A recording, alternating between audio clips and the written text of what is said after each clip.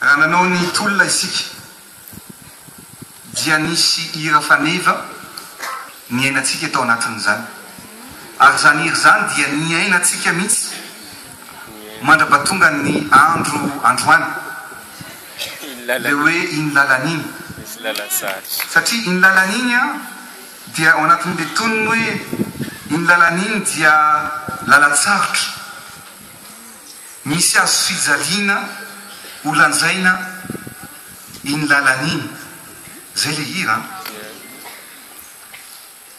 fankehitrinytsika dia tsy andia lalatsarotra intsony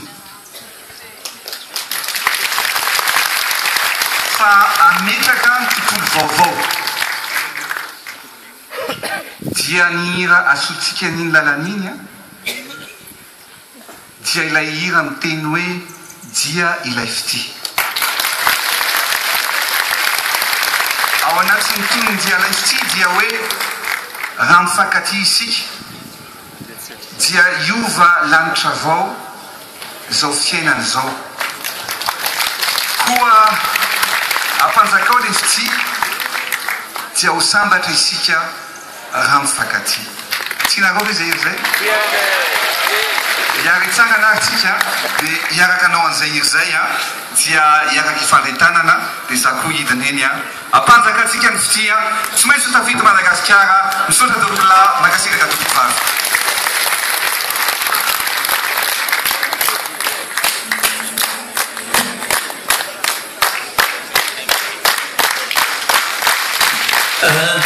toutes les tranquilles musaya et là c'est un petit écran géant mijery kira eny amin'ny écran isika tompoko sady mandeha any ra dia ilay fitia miaraka tsika rehetra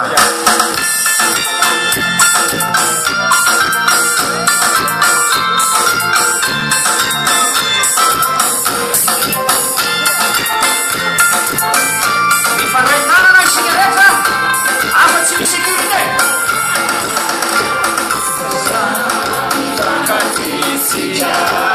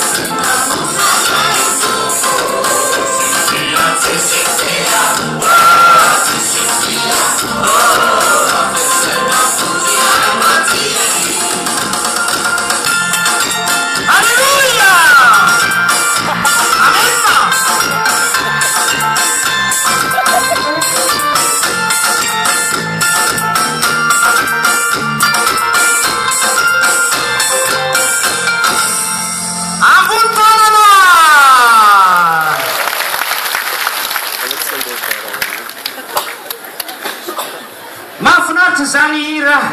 dia ilay fitia izany hira izay efa nalaza ary inona fa vao mainka mialaza indray zany hira zany dia iroso hatrany isika amin'ny fandaram-potoana manaraka.